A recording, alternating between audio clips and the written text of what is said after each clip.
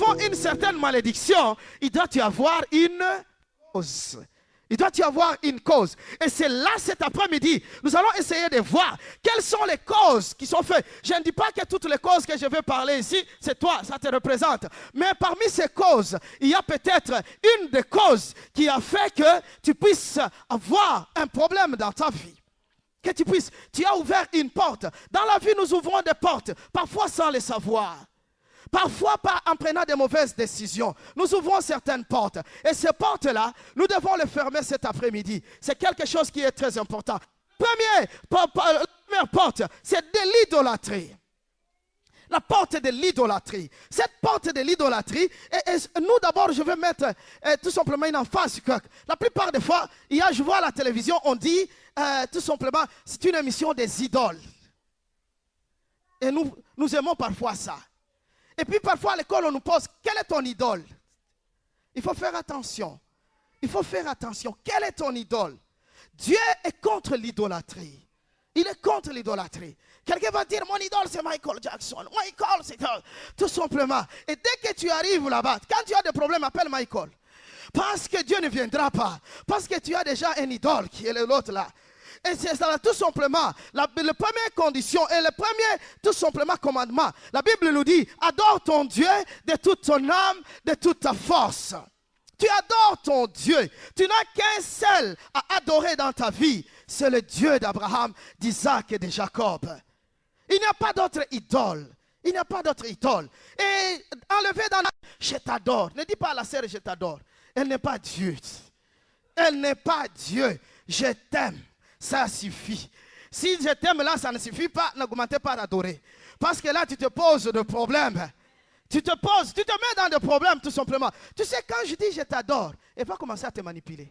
Elle devient ton Dieu. Gauche, tu vas à gauche. Droite, tu vas à droite. Va me voler l'argent, tu vas me voler l'argent. Tu dors ici aujourd'hui, tu dors. Parce que toi-même, tu l'as dit que tu l'adores. Celui que tu adores, il guide ta vie. Il guide ta vie. Et il va résoudre le problème. Et c'est tout simplement, nous les chrétiens, nous devons avoir certains langages. Il faut délivrer notre langage. J'adore cette chemise. J'adore ces chaises ici. Et vous aurez des problèmes. Vous allez voler l'argent pour en acheter si tu n'en as pas. Parce que tu adores, tout simplement, il faut éviter. Dieu est contre l'idolâtrie. Dans Deutéronome chapitre 18, Dieu est en train de dire, ne fais pas passer ta fille ou ton fils par le feu, par les gens, les défunts, par les enchanteurs, pour consulter ceux-là qui parlent avec des morts.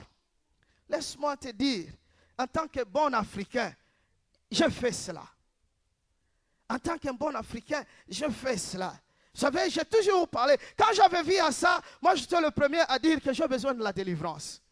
J'ai besoin de la délivrance.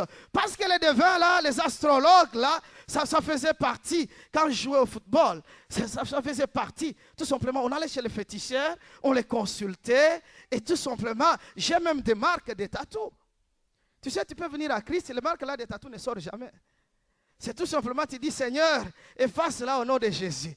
Mais quand tu te vas, tu te vois, ça reste toujours là.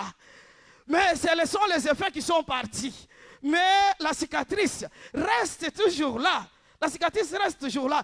Et c'est la raison pour laquelle c'est très important de ne pas le faire passer. Tu as été consulté un féticheur dans ta vie, sache très bien qu'il y a une porte qui s'est ouverte. Il y a une porte qui s'est ouverte. Pourquoi parfois nous arrivons à avoir des problèmes? Tout simplement, j'ai une petite tatou ici. Qu'est-ce qu'on faisait? On nous dit, nous allons vous protéger.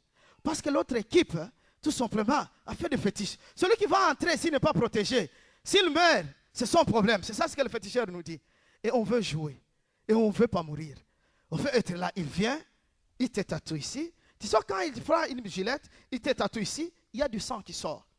Et ce sang-là sort, il va prendre une poudre. C'était noir, je ne sais pas ce qu'il faisait. C'était une poudre noire. Il prend cette poudre noire, il te frotte ici pour faire entrer la médecine là, traditionnelle. Il fait entrer ça. Tu sais, quand il fait entrer ça, ton sang reste sur son doigt. Ton sang qu'il a touché reste sur ton doigt. Et lorsque ton sang reste sur ton doigt, tu es enregistré dans la base de données du diable. Parce que lui, il travaille pour le diable. Tu es enregistré. Toutes les fois que le diable aura besoin de te déranger, il aura besoin, il regarde dans sa base de données. Le diable ne nous dérange pas souvent. Il regarde dans la base de données. Tel que quand il a pris mon sang, parce que laisse-moi te dire que le lien de sang est plus dangereux. Il est plus dangereux. Donc quand il a pris ça, il le met dans sa base de données. Ce que le féticheur fait, il ne guérisse pas. Il transpose, tout simplement. Il t'enlève la malédiction qu'on t'a donnée, il la donne à une autre personne. Et il joue avec leur base de données. Il joue avec leur base de données. Et quand il avait pris ce sang-là, tu es là. Et toi, tu viens au Seigneur Jésus-Christ. Même si tu reçois Christ comme Seigneur et Sauveur, oui, c'est vrai, tu vas aller au ciel. Mais tu vas aller au ciel à la sueur de ton front. Tu vas souffrir. Parce que chaque fois que le diable est là, il va essayer de te voir là-dedans. Et maintenant, qu'est-ce qu'il faut faire? Il faut renoncer à cela si tu n'as jamais renoncé. Il y a des gens qui lisent les horoscopes. Il y a les gens qui lisent les horoscopes. Oh, on te dit, ah, tu es né en quel mois? Oh, tel mois. Est-ce qu'aujourd'hui je peux sortir? Je ne peux pas sortir. Qu'est-ce que je dois faire cette semaine? Laisse-moi te dire, ta vie est entre les mains du Seigneur Jésus-Christ. Il n'est pas entre les mains des astrologues. Il n'est pas dans les mains des astrologues. Chaque fois où les gens achètent le journal le matin, c'est pour renverser là, au fond, là, au bas, pour regarder. Aujourd'hui, qu'est-ce que c'est? Ah, on m'a dit aujourd'hui, je ne sors pas. On t'a dit, venez à l'église. Oh non, je ne viens pas. Je suis occupé. Mon Dieu. Même si on a dit que ces gens-là vont faire l'accident ce jour-là, au nom de Jésus, tu ne vas pas faire l'accident. Parce que toi, tu n'es pas inclus dans ces gens-là. Tu n'es pas inclus. Mais si tu lis les horoscopes, sache que tu as ouvert la porte à toi. C'est ça. Les magiciens, tout simplement, consultez ceux qui évoquent les esprits. Consultez ceux qui disent de la bonne aventure. Il y a des gens qui disent souvent, ils regardent les mains, lecture de pommes de main. Ils te disent, en tout cas, toi, tu seras riche. Cette ligne, ça veut dire que tu seras... Lui-même est pauvre. Lui-même est pauvre. Pourquoi tu ne veux pas devenir riche? Tu es en train de dire aux autres qu'ils seront riches, mais pourquoi pas toi? Tout simplement. La richesse vient de l'Éternel. Il est celui qui élève et il est celui qui abaisse.